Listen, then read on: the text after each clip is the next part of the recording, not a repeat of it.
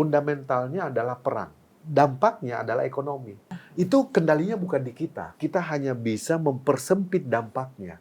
Sehingga kalau nanti last choice menaikkan harga BBM misalnya, itu masyarakat bisa menerima. Nah, tentu ini sesuatu yang tidak diinginkan oleh sebagian besar masyarakat, Pak. Tapi bagaimana Bapak melihat hal ini dengan tujuan pemerintah tentunya untuk memberikan perlindungan sosial kepada masyarakat? Adjustment kembali terhadap alokasi APBN kita di 2026. Karena subsidi energi pasti akan mengalami peningkatan. Hasil dari realokasi nanti itu bisa katakanlah menambah tadi ya belanja sosial di masyarakat yang tadi sifatnya punya dampak langsung kan untuk bantalan mereka ya karena situasi tertekannya daya beli. Maka yang harus dipikirkan adalah APBN-nya itu untuk menyelamatkan yang miskin dulu. Apakah Bapak melihat juga ada dampak-dampak lain yang sekiranya bisa menghantui perekonomian Indonesia? Pelemahan nilai tukar rupiah. Hampir semua indeks saham itu juga mengalami pelemahan yang cukup signifikan.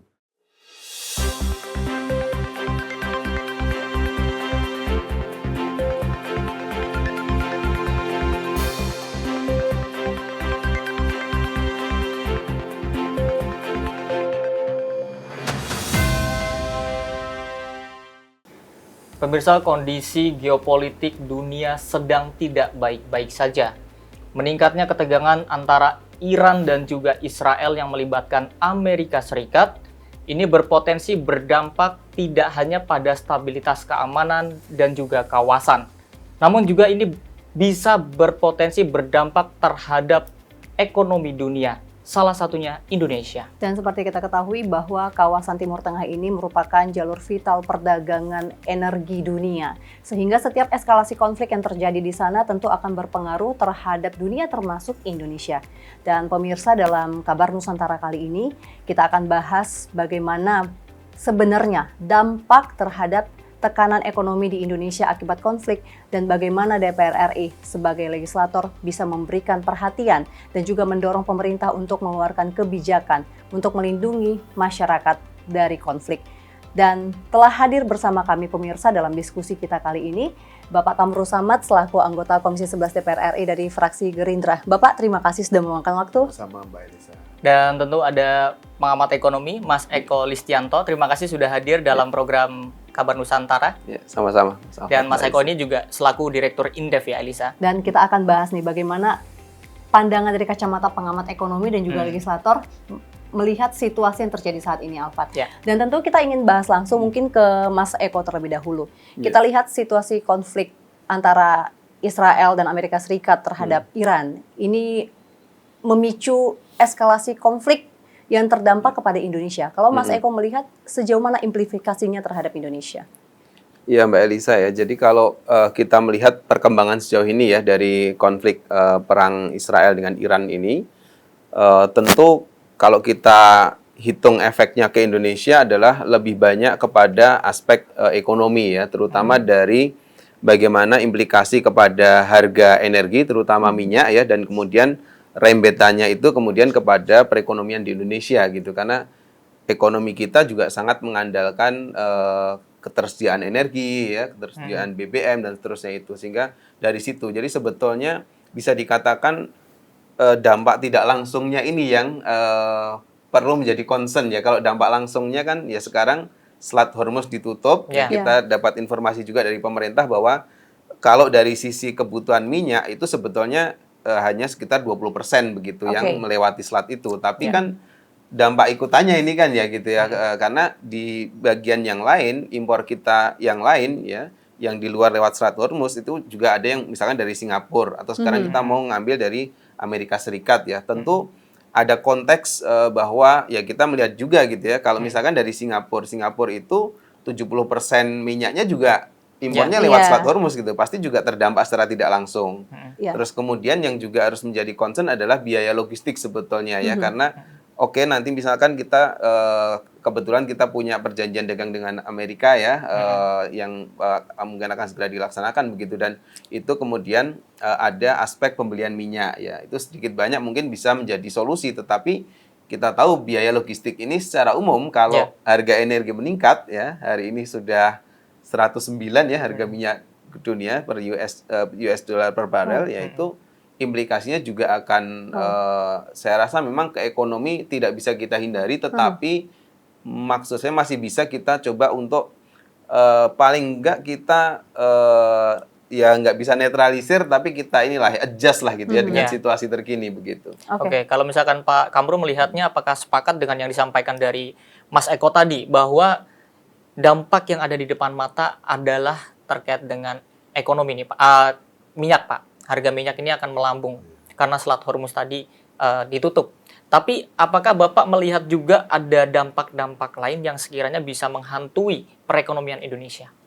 Ya, saya rasa semua kita punya concern yang sama dalam memitigasi ekonomi kita dari dampak perang. Yang pertama, kita udah bisa menyaksikan secara langsung pelemahan nilai tukar rupiah. Oke.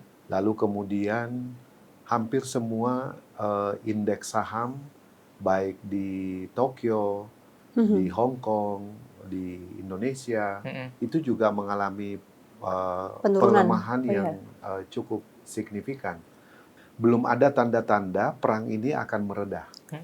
Karena itu, langkah yang dilakukan atau yang diinginkan oleh Presiden Prabowo sebetulnya sebagai mediator untuk mempersempit atau tidak melebarkan dampak daripada perang itu sendiri. Misalnya, beberapa negara-negara Teluk yang selama ini juga kita sedang intensif untuk membangun kerjasama ekonomi. Kita harapkan supaya mereka tidak terlibat dalam perang itu. Kalau kita telisik 1 tahun terakhir ini, apa yang dilakukan oleh Presiden Prabowo, kita lihat 6 April 2025, beliau memutuskan bergabung di BRICS. Rusia, China, India, Afrika Selatan, dan Brasil. Itu artinya ada hubungan dagang baru yang zona ini adalah zona di luar daripada kawasan negara-negara Teluk. Ini menarik kalau kita bisa explore dengan baik kebijakan politik luar negeri kita untuk membuka hubungan dagang baru dengan negara anggota dari BRICS itu. Kedua, Presiden juga baru menandatangani setelah 6 April 2025, kemudian beliau memutuskan masuk di BOP. Lalu kemudian di seminggu setelah itu atau sebulan setelah itu, beliau menandatangani ART. Karena itu, kalau begitu apa yang harus dilakukan pemerintah? Pertama, mitigasi ekonomi adalah ruang fiskal kita yang harus kita antisipasi dengan pelebaran defisit. Jangan sampai misalnya melebihi 3%. Nah, kalau melebihi 3%, sebetulnya kita punya benchmark dulu. 2020 ke 2022 kalau nggak salah ya Mas Eko, waktu masih ada Perpu Corona, kita sebutnya Perpu Corona. Dan waktu itu juga ada kenaikan harga minyak di atas 100 US dollar per barrel. Tapi karena Perpu itu masih berlaku, maka nggak ada masalah. Bahkan di 4,69 waktu itu kalau tidak salah defisit kita. Nah sekarang langkahnya kalau tidak ingin menerbitkan regulasi baru, maka kemungkinan harus melakukan relokasi. Adjustment kembali terhadap alokasi APBN kita di 2026. Karena subsidi energi pasti akan mengalami peningkatan. Nah, kalau mengalami peningkatan, sumbernya dari mana? Jika defisit kita mau tahan di bawah 3%. Di saat yang sama, kita juga harus melihat dampak inflasinya. Mas Eko pasti udah hitung terhadap kenaikan harga energi ini. Kedua, perlindungan mesti ada penebalan. Sebab kalau tidak ada penebalan, ini juga berpotensi menimbulkan kerawanan sosial akibat kemiskinan dan pengangguran. Ini yang kita mesti mitigasi lebih dalam, karena pasti daya beli akan menurun dan itu membuat lesu ekonomi kita. Itu kira-kira pandangan saya yang pertama. Nah, mungkin ke Mas Eko tadi seperti yang disampaikan oleh Pak Kamru Samad, perlu diadakan penyesuaian-penyesuaian terhadap pos belanja kita ini untuk di tahun ini untuk sebagai antisipasi pasca konflik yang mengena ke Indonesia. Kalau Mas Eko melihat akan seberpengaruh apa terhadap APBN Indonesia Ya. konflik ini? Tentu kalau kita bicara dampak KPBN, ya bisa saya katakan, bisa dikatakan antara moderat ke besar gitu ya. Oke. Karena begini, sebetulnya ini tergantung dari berapa lama konflik ini akan, apakah berkepanjangan begitu Ya. ya, apa ada segera misalkan gencatan senjata dan seterusnya ya. Tapi sepertinya masih terus meningkat, Mas. Nah, kalau kita ngelihat sejauh ini ya, kirim-mengirim rudal itu masih Iya. terjadi. Nah, Iya. itu berarti kan tanda-tanda untuk damai itu kayaknya belum ada, sinyal damainya ini Iya. belum ada ya. Jadi dengan itu, dan ya kita juga tahu banyak analisa soal bahwa Iran ini beda dengan Venezuela ya. Ya. Oke. Sehingga ya kita juga harus punya skenarionya jangkanya lebih panjang begitu Yap. kan. Nah, kepada aspek fiskal, ini kami sempat melakukan ya simulasi begitu ya di Indef. Kalau kemudian katakanlah ini tentu ukurannya adalah seberapa tinggi nanti harga minyak dunia begitu. Nah, Oke. Iya. ada juga di dalam nota keuangan APBN sebetulnya ada hitung-hitungannya juga begitu ya. Yes. Nah, kita pakai cara sedikit berbeda. Kita melihat kalau setiap 10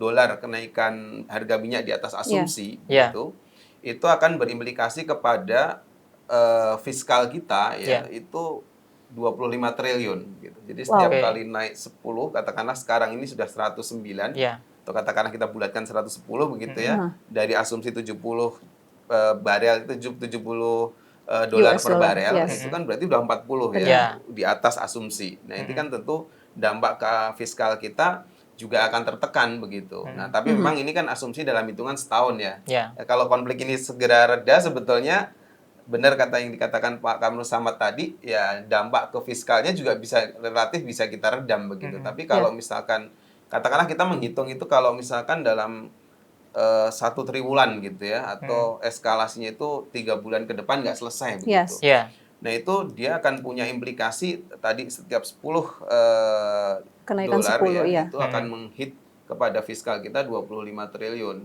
Dalam 1 tahun. Ya dalam masa Dalam berjalan siklus. ini ya, Masa dalam berjalan siklus ini, 2026 ini begitu. Ini yang perlu kita antisipasi, dan yang kita khawatirkan adalah harga minyaknya masih naik lagi Makin gitu. naik, Kalau benar, bicara benar. harga minyak sekarang, ya banyak yang meramalkan sampai ke 150 begitu ya. Nah, tapi oke lah, itu kan situasi yang mungkin sangat dinamis ya. Sehingga yang bisa kita lakukan adalah upaya, tadi saya setuju juga bahwa yang dilakukan pertama itu jangan bicara untuk menembus defisit 3% dulu gitu. Oke. Tapi relokasi dulu gitu. Jangan-jangan ada yang bisa kita lakukan tanpa harus menambah utang gitu ya. Misalkan tadi merelokasi, entah itu program-program tertentu yang dinilai Efisiensi lagi, Mas. ya, salah satunya mungkin harus begitu gitu kan. Oke. Efisiensi, bahkan juga merealokasi ya, misalkan program-program yang dananya ratusan triliun, kita perlu lihat apakah dalam waktu setahun ini harus kita eksekusi sebesar itu, atau Oke. sebetulnya itu masih bisa kita quote and quote lakukan jangka lebih panjang lagi, katakanlah 2 atau 3 tahun ke depan gitu ya, dengan Oke. kurangi anggarannya begitu. Itu mau tidak mau memang harus Oke. dilakukan. Kalau tidak mau harga BBM naik. Naik, kan, benar. gitu ya. Itu Kita baru harus mau saya subsidi. tanyakan juga ke Pak Kamru nih. Masalah terkait dengan BBM itu kan, kalau misalkan harga terus naik, kemudian pemerintah itu terus memberikan subsidi kepada BBM, apakah APBN kita kuat, Pak? Nggak jebol, Pak? Sedangkan kalau misalkan dinaikkan harga BBM ini, otomatis komoditas lain ini akan terus naik dan akhirnya menyebabkan inflasi. Nah, apa langkah pemerintah nih, Pak? Khusus untuk BBM dulu, menurut Pak Kamru, penanganan hal ini dulu. Kalau kenaikan BBM kita dalam 3 presiden terakhir ini kan mulai dari Presiden SBY, Presiden Jokowi juga memiliki, kita udah punya pengalaman yang cukup panjang Ya. untuk menaikkan bahkan menurunkan atau penyesuaian harga BBM. Ya. Kalau kita naikkan, maka penebalan perlindungan sosnya, BLT-nya, dan jenis-jenis programnya itu harus ada kompensasi buat masyarakat. Itu Oke. kita Jadi udah diseimbangkan, Pak, ya? kita udah punya benchmark lah ya, kebijakan sebelum-sebelumnya. Jadi Oke. harusnya selain sosialisasi tentunya, dan saya kira hampir semua publik Indonesia mengetahui bahwa harga minyak sedang bergejolak Ya. Ya. akibat perang. Jadi Ya. bukan karena keinginan atau political will Ya. dari pemerintah semata, tapi ada dampak dari situasi global yang kendalinya bukan di pemerintah Indonesia, kira-kira gitu. Ini tinggal di sosialisasikan, tapi resikonya kita mesti hitung. Apa risikonya? Pertama, risiko sosial. Ya. Kedua, risiko stabilitas. Hmm. Karena kita mesti menghitung baik-baik tentang hal ini. Karena kita tahu bahwa daya beli masyarakat sekarang ini belum begitu normal. Ya. Kalau kita bisa lihat, apalagi banyak digerakkan oleh intervensi kebijakan pemerintah, khususnya di perlindungan sosial untuk kelas kaum miskin di beberapa daerah misalnya. Kedua, mungkin yang kita perlu juga concern relokasi dari infrastruktur Oke. yang memang masih bisa kita hold untuk tahun-tahun mendatang misalnya. Kecuali penanganan bencana, Pak. Kecuali kalau bencana kan kita nggak bisa relokasi karena kita belum tahu kapan dan di mana akan terjadi, tapi itu udah punya posnya sendiri. Nah, kemudian juga yang bisa dilakukan itu adalah misalnya beberapa alokasi yang berkaitan dengan belanja operasional dari pemerintah.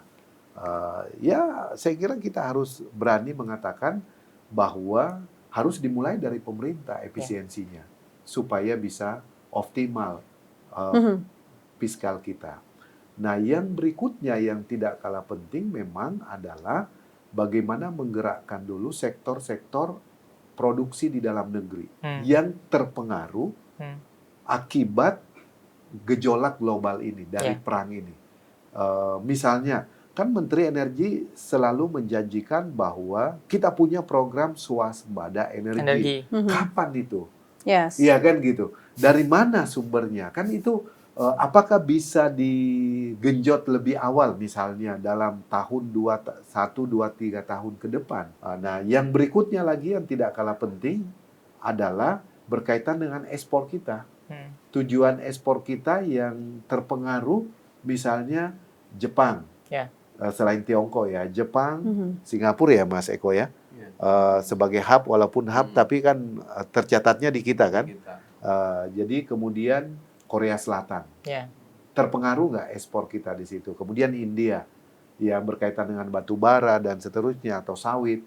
Nah, kalau itu bisa terus berjalan dengan baik, maka itu juga berkaitan dengan penerimaan negara. Iya kan? Gitu. Masuk akal, Pak. Jadi ini semua mesti dihitung, dikalkulasi ulang. Dan kita tahu bahwa mungkin kita tidak bisa memprediksi ya, Alfat, akan seberapa lama konflik terjadi dan bagaimana dampaknya ke Indonesia. Tapi yang jelas BBM dikhawatirkan bisa terdampak langsung ke masyarakat kenaikannya ya. Dan tentu kita akan bahas sebenarnya masih banyak atau mungkin ada lagi dampak apa yang akan mempengaruhi Indonesia imbas dari konflik di Timur Tengah. Kita akan kembali tetap bersama kami di Kabar Nusantara.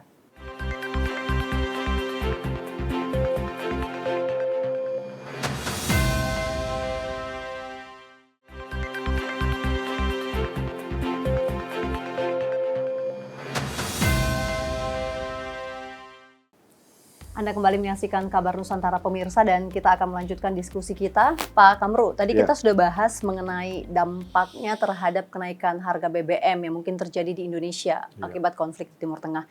Kalau kita berbicara sektor yang lainnya terkait dengan pasar uang di Indonesia ataupun nilai tukar rupiah akibat dari konflik ini, bagaimana Bapak melihatnya? Ya harus diakui karena penuh dengan uncertainty ya. Ketidakpastian, mau tidak mau market juga sangat skeptis terhadap situasi ini sampai kapan. Karena itu langkah tepat adalah otoritas bank sentral, otoritas moneter harus terus mengannounce statement yang memberikan ketenangan buat market. Arah kebijakan yang kira-kira memberikan bisa mendeliver satu semangat kestabilan. Stabil dulu nih. Yang kedua, otoritas fiskal juga demikian. Kemudian industri keuangan. Ini juga penting. Jadi KSSK-nya harus intensif melakukan sidang dalam rangka memitigasi kebijakan di sektor keuangan untuk menjaga stabilitas sektor keuangan.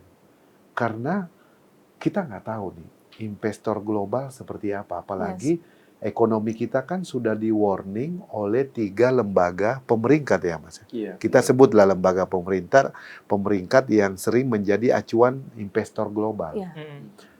MSI, Moody, dan Fitch Ratings, ya kan? Jadi 3. Ini artinya kita udah harus melihat bahwa ada hal yang cukup serius terhadap industri keuangan kita, terhadap sektor keuangan kita, termasuk kedisiplinan fiskal kita.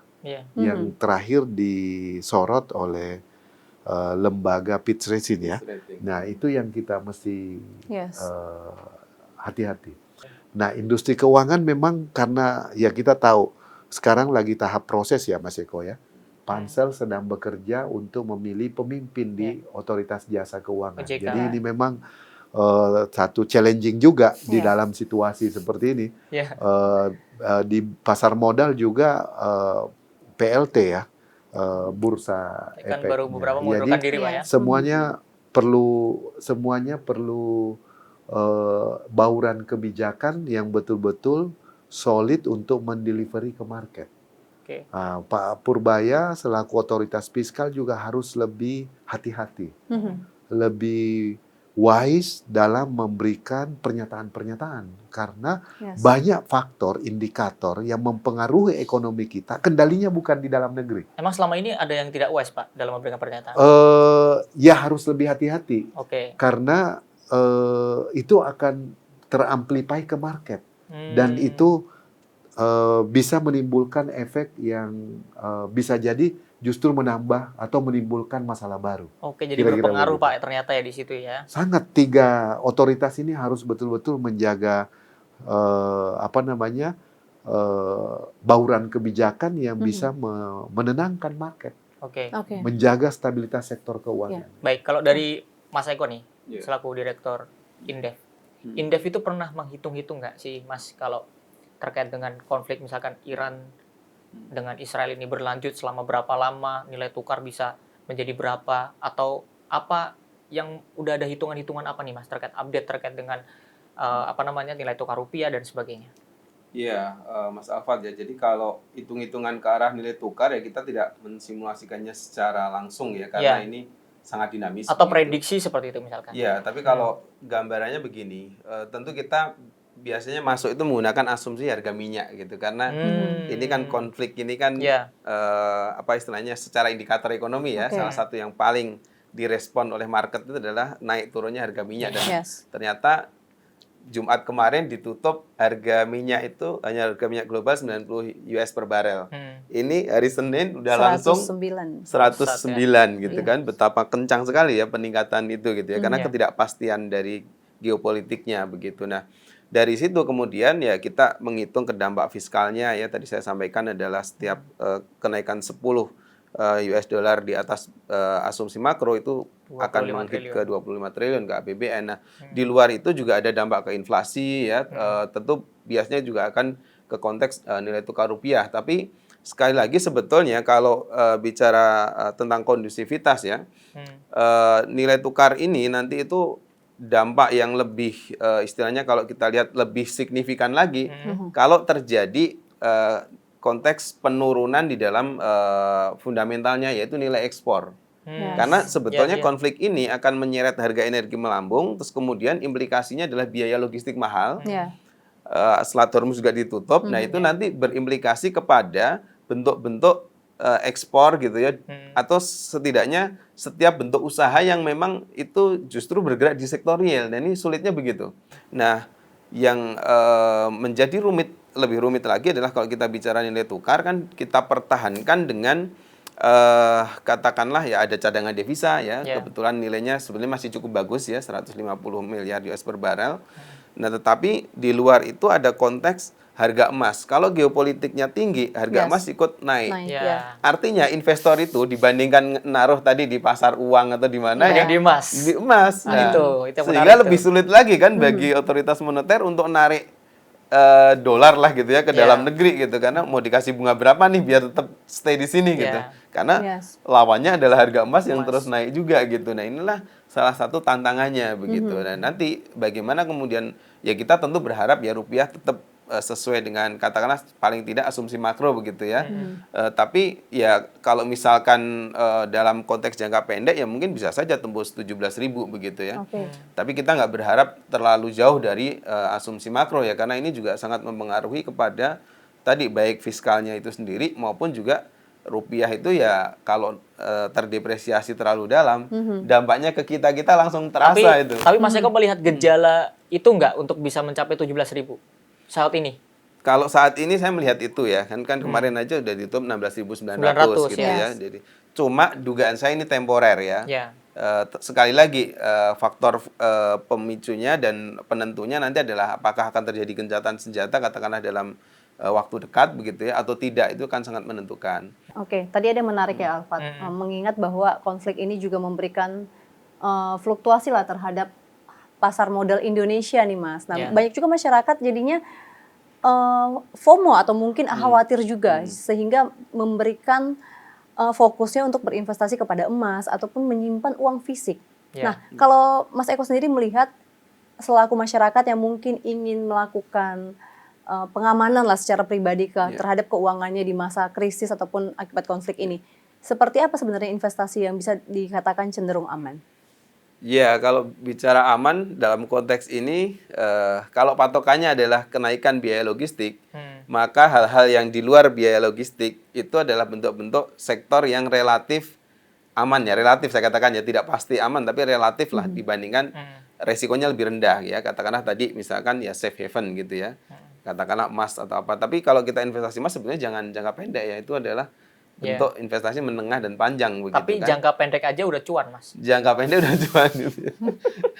Tapi belinya juga antri sekarang kan. Nah itu problemnya. Yang kedua ya dalam konteks ini adalah sektor digital ya, karena dia nggak perlu kirim-mengirim kan ya, tidak perlu pengapalan ya, biaya energi dan seterusnya. Itu juga relatif sebetulnya quote and quote dapat windfall ya dalam situasi seperti ini kan. Dan bentuk-bentuk yang lain ya. Mungkin industri kreatif dan seterusnya itu yang kira-kira dampak dari energi tadi relatif lebih minim ya dibandingkan yang lain. Itu adalah sektor-sektor yang mungkin akan lebih menggeliat ya. Tetapi memang ya secara umum karena sektor fundamental ya seperti misalkan tadi apakah itu perdagangan begitu ya terutama ya, dan berbagai sektor yang lain itu terdampak ya, tentu secara keseluruhan ekonomi juga kemungkinan terdampak juga begitu. Baik. Oke, Pak Kamru dulu mungkin ya, Alfat ya. Nah, kalau misalkan Pak Kamru tadi saya ada menarik Pak terkait dengan narasi Bapak di awal, statement Bapak di awal terkait dengan memungkinkan jika memang defisit ini mencapai atau melebihi dari 3%, seperti saat pandemi COVID-19, Pak. Dan mungkin saat ini juga agak mirip-mirip, Pak, karena kemarin kalau tidak salah udah 2,9%. Nah, apakah saat ini regulasinya itu untuk yang di cash ini perlu dibuat lagi atau seperti apa Pak supaya ada landasan hukumnya kalau memang nanti defisitnya melebihi dari 3% Pak? Kalau undang-undang APBN kita di 2026 ini memang harga minyak itu kan $70 ya per barrel. Kita punya lifting terakhir 615 kalau nggak salah ya. Kebutuhan kita 1.200.000 sekian barrel per day. Yes. Berarti kita akan impor lebih kurang juga 600 barrel per day. Kalau kita lihat siapa yang melakukan impor ini kan Pertamina. Berarti Pertamina itu adalah institusi yang paling besar membutuhkan dolar setiap hari untuk melakukan payment terhadap crude oil yang dibeli di mitra-mitra dagang di luar. Nah, sementara Pertamina menjual dalam bentuk rupiah. Kan gitu kan. Jadi pay-nya dalam bentuk... Ada selisih, Pak ya. Iya, jadi makanya ini kemudian yang kita perlu hitung secara cermat. Kalau menurut saya, tetap harus dilakukan pertama, relokasi APBN kita. Relokasi pos-pos APBN kita. Ini yang pertama dulu. Opsi kedua, sekaligus opsi terakhir, itu adalah menaikkan BBM. Itu opsi kedua dan sekaligus opsi terakhir. Oke. Kalau menerbitkan Perpu untuk batas defisit, Aha. saya belum melihat reason dari segi kegentingan yang memaksa. Belum ada urgensinya Iya, berarti, di Pak? dalam Oke. Undang-Undang Dasar, konstitusi kita itu jelas disebutkan.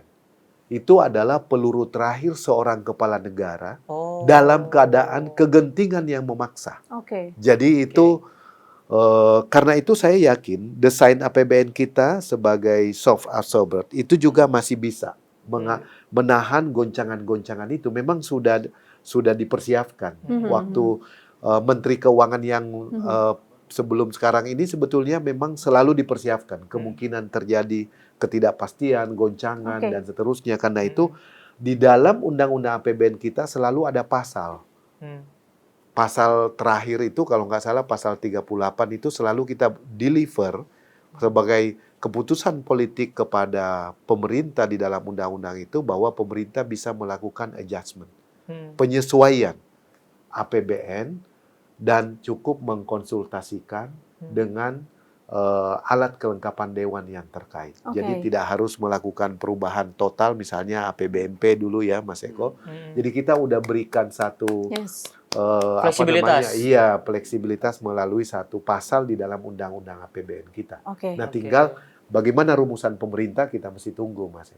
Oke, Oke. jadi ternyata APBN kita Iya. nih Elisa Iya. yang terlihat seperti sangat kaku ya. Iya. Tapi ternyata tadi Pak Kapru sudah menyampaikan bahwa APBN memang disusun meskipun prudent ya, tapi Yes. ternyata ada fleksibilitas di Fleksibilitasnya. situ. Dan tentunya kita akan mengetahui nih trik-trik dari apa yang perlu dilakukan oleh masyarakat dalam menghadapi guncangan geopolitik yang saat ini terjadi. Masyarakat ini perlu seperti apa sih? Harus seperti apa? Harus seperti apa? Yes. Dan tentu akan kita bahas bersama pemirsa dalam program Kabar Nusantara.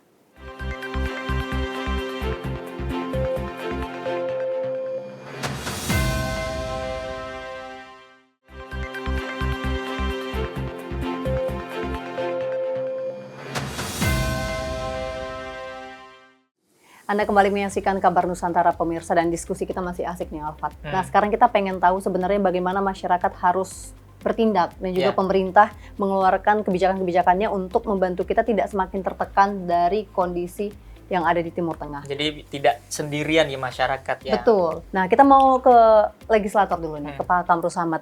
Tadi Bapak menyebut bahwa sebenarnya pemerintah telah melakukan pertimbangan agar defisit kita itu tetap di bawah 3%. Kemungkinan kedua, jalan keluar kedua yang mungkin dipilih adalah dengan tetap menaikkan harga BBM. Nah tentu ini sesuatu yang tidak diinginkan oleh sebagian besar masyarakat, Pak.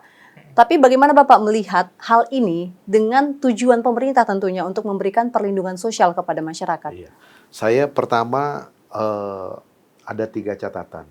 Pertama, dalam jangka pendek, pemerintah harus mencari sumber-sumber minyak. Pemasukan. Oh, minyak. Jadi crude oil selain daripada negara-negara di Timur Tengah atau sumber yang melewati Selat Hormuz. Itu satu jangka pendek. Udah dapat beberapa kan Pak negaranya? Iya, jadi itu. Yang kedua, dalam jangka menengah, pemerintah juga harus membangun storage-nya. Oke. Karena cadangan kita yang hanya 20 hari, itu jika dibandingkan dalam catatan saya, Filipina itu cadangan BBM-nya 51,5 hari. Oke. Kemudian Thailand 60 hari. Kemudian Myanmar 40 hari. Jadi dalam jangka menengah. Itu. Bahkan Jepang 200 hari, Pak. Iya, Jepang di atas Dan itu aja 200 khawatir hari. ya. Iya, masih khawatir. Nah, itu. Kemudian berikutnya, kalau misalnya kita asumsikan akan terus terjadi lonjakan 130 seperti perang Rusia Ukraina waktu itu ya, dolar per barrel, kan berarti subsidi untuk energi akan terjadi pembengkakan yang besar. Itu yang kemudian menyita APBN kita kan gitu. Yeah. Nah, karena itu mau tidak mau menurut saya pertama kita bisa menghitung kalau seandainya anggaran subsidi energi yang selama ini dialokasikan pemerintah misalnya Pertalite 30%, ya kan, dari harga 7.650 menjadi 10.000 misalnya. Kemudian dari solar 5.110 menjadi 6.800 per liter. Jadi kita mesti simulasikan baik-baik dampaknya efek ekonominya ke industri, ke masyarakat dan Ya, seterusnya. Itu yang mesti hitung baik-baik. Kemudian sekarang ini kan defisit di 689,15 triliun Ya. atau 2,68. Mhm. Kalau catatan undang-undang APBN kita, kalau Ya. up to date-nya Mas Eko lebih tahu gitu ya. Iya kan? Nah, tapi realisasinya memang baru sekitar 20% ya, Ya. 19,69. Nah, ini yang kita mesti hitung.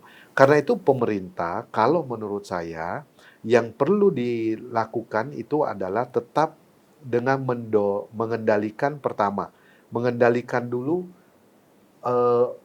pastikan dulu pos-pos yang bisa dilakukan relokasi. Oke. Ini penting sekali. Ya. Tapi tidak mengurangi, bahkan kecenderungan harus menambah perlindungan sosial yang Mbak Elisa tadi tanyakan. Kenapa perlindungan sosial ini penting? Kita tahu daya beli masyarakat ini lagi benar-benar Tidak baik-baik struggling. saja. Yes. Walaupun ini Ramadan dan Idul Fitri, sebetulnya bagi masyarakat ini pride-nya kan. Ya. Ya. Walaupun emasnya harus digadaikan, yang penting belanja, Ya. kan begitu. Yang penting Ya, saya lebaran. Iya, BPKB motornya masuk sekolah, yang penting belanja lebaran Ya. bisa mudik. Ini pride-nya masyarakat. Yes. Tapi setelah itu, bulan Juni itu ada anak-anak masuk sekolah. Nah, tadi yang sekolah BPKB-nya, emasnya belum keluar, anak-anaknya mau masuk sekolah lagi. Nah, perlu diantisipasi kebijakan ini. Karena itu yang terakhir, saya tekankan juga perlu ada penguatan dukungan terhadap UMKM, khususnya ultramikro. Oke. Nah, skema ini harus dimotori oleh perbankan. Nah, bagaimana caranya supaya industri keuangan kita bisa, atau pemerintah melakukan mitigasi terhadap kemungkinan dampaknya atau tumbangnya UMKM akibat daya beli menurun, inflasi meningkat, dan melambatnya perekonomian kita. Baik. Begitu. Baik Pak Kamru dan juga Mas Eko. Itu tadi dari sudut pandang parlemen. Kalau dari sudut pandang pengamat ekonomi, kira-kira dari mungkin jangka pendek ataupun jangka menengah atau jangka panjang, apa yang perlu dilakukan oleh pemerintah? Stimulus-stimulus seperti apa supaya masyarakat ini bisa tidak bertahan sendirian seperti itu? Ya, gini, jadi tentu saja aspek tadi ya melihat bahwa instrumennya kan kalau pemerintah mau intervensi ya pakai APBN begitu kan. Nah, kemudian kita bisa melihat bahwa APBN kita itu sebetulnya besar ya, 3.600 belanja kita tahun ini gitu. Itu angka yang besar. Nah, dengan situasi bahwa ternyata ada yang sudah di atas asumsi ini adalah harga minyak begitu, dan ini nanti akan berkonsekuensi kepada anggaran yang lain. Maka tadi benar realokasi tadi ya, jadi melihat kembali Mas gitu. Program-program mana sih sebetulnya yang masih bisa ditunda gitu ya, atau setidaknya kalau tetap mau dieksekusi nilainya mungkin bisa di-adjust ya dengan situasi terkini.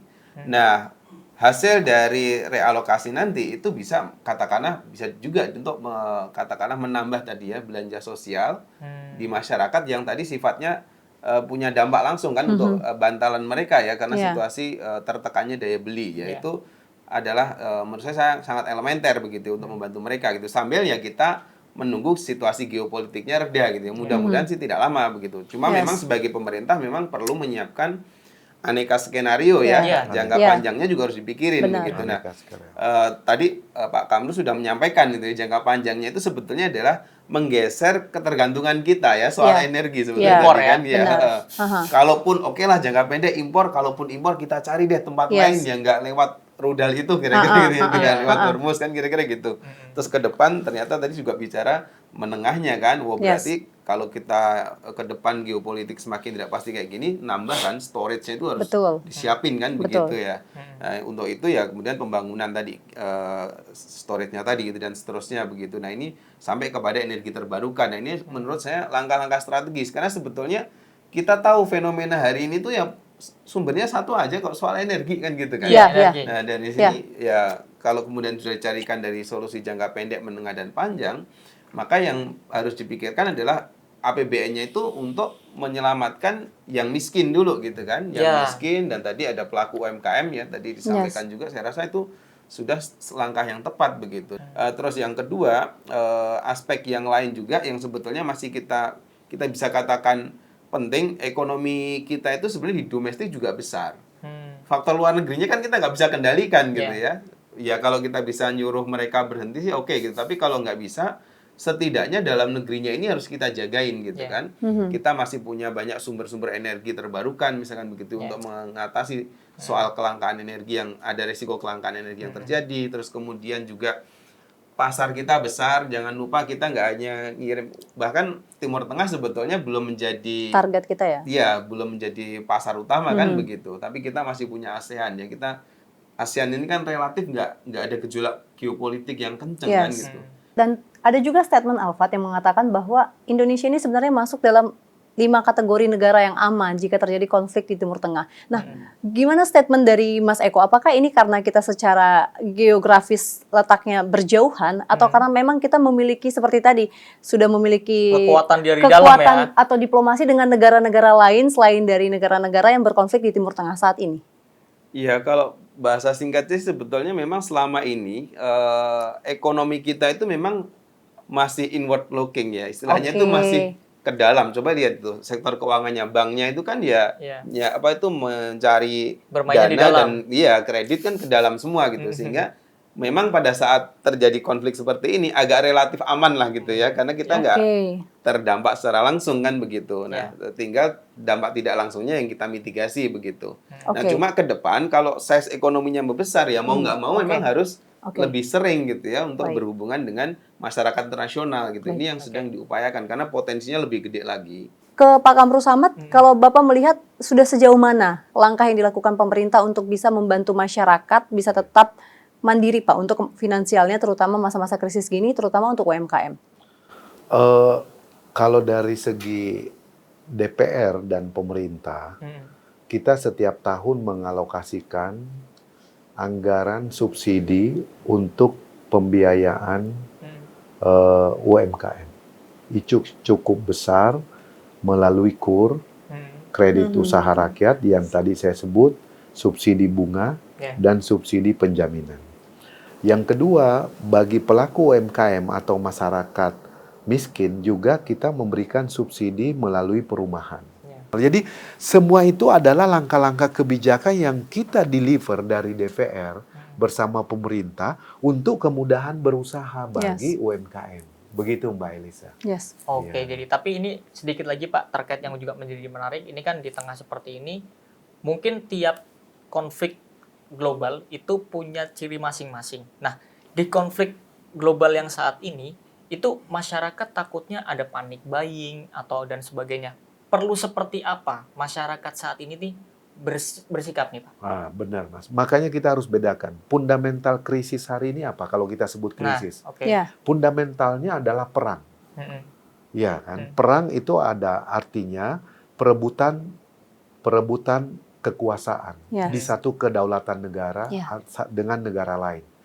Dampaknya adalah ekonomi. Bedanya di COVID, fundamental krisisnya adalah kesehatan, dampaknya di ekonomi. Jadi itu bedanya. Nah, ini yang harus disosialisasikan ke masyarakat bahwa perang ini, fundamental krisis ini, krisis harga energi misalnya, itu kendalinya bukan di kita. Kita hanya bisa mempersempit dampaknya. Kira-kira gitu. Sehingga ini yang harus bisa terus pemerintah jelaskan ke publik. Sehingga kalau nanti last choice menaikkan harga BBM misalnya, itu masyarakat bisa menerima, memahami gitu. Bahwa dampak daripada perang itu ternyata kenaikan harga BBM. Karena adanya harga minyak yang tidak terkendali. Jadi perbedaannya di situ. Nah, dari perbedaan inilah kemudian kita buat mitigasi risiko untuk dalam negeri kita, di ekonomi, di pertahanan, ya. Gitu.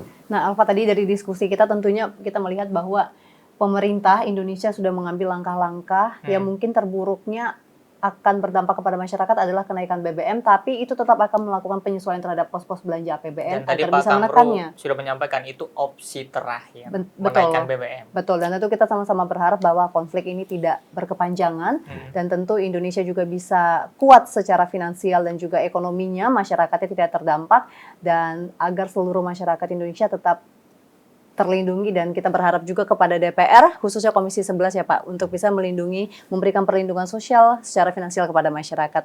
Dan tentu ini akhir jumpa kita ya Alfat, untuk Kabar Nusantara pada episode kali ini, dan tentu terima kasih kepada Pak Kamru Samad dan juga kepada Mas Eko sudah bersedia meluangkan waktu dalam diskusi kita. Dan tentu pemirsa, Anda juga dapat tulis di kolom komentar kira-kira kita akan bahas isu apa lagi di Kabar Nusantara selanjutnya. Saya Elisa Purba. Dan saya Alfat Rizky, sampai berjumpa kembali di Kabar Nusantara episode selanjutnya. Sampai jumpa.